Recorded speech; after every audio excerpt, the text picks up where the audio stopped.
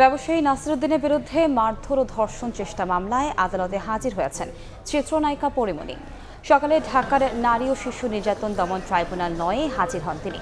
তবে অন্য মামলার ব্যস্ততার কারণে সাক্ষ্যের ওপর আসামিপক্ষের জেরার সময় পিছিয়ে বিকেল ৩টায় নির্ধারণ করেন আদালত।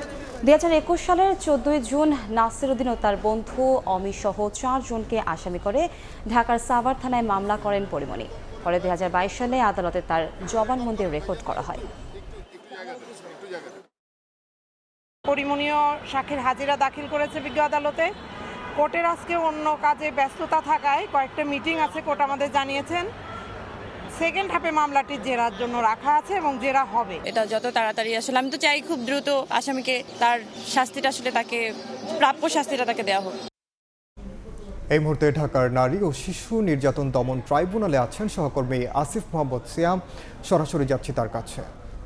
বিরুদ্ধে চিত্রনায়িকা পরিমণির দায়ের করা মারধর ও ধর্ষণ চেষ্টা মামলায় আজ তিনি বাদী হিসেবে তার সাক্ষ্যের জেরার জন্য আজ আদালতে উপস্থিত হয়েছিলেন।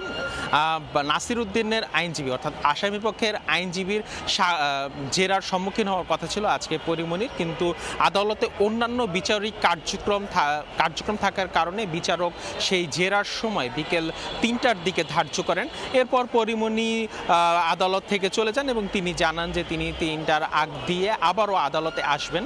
এ সময় সাংবাদিকদের প্রশ্নের জবাবে পরিমণি জানান যে এই ঘটনায় তিনি আসামিদের দ্রুতই যেন তাদেরকে সুষ্ঠু বিচারের আওতায় আনা হয় সেই দাবি তিনি জানান।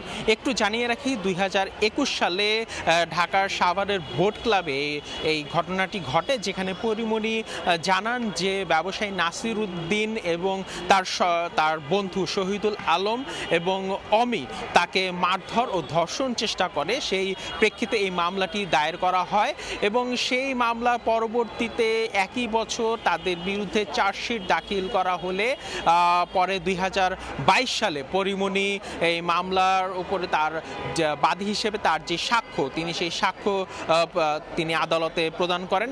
সাক্ষ্যের সময় মামলার অন্যান্য যে আসামি অমি এবং শহীদুল আলম আদালতে উপস্থিত ছিলেন, তবে নাসির সেদিন উপস্থিত ছিলেন না। তো সেই সাক্ষ্যের ভিত্তিতে আজ আদালতে পরিমণি আসামিপক্ষের জেরার সম্মুখীন হওয়ার কথা রয়েছে। তো আদালত থেকে পরিমণির মামলার বিষয় এই ছিল আমার কাছে সর্বশেষ। সরাসরি যুক্ত ছিলাম মহানগর দায়রা জজ আদালতে।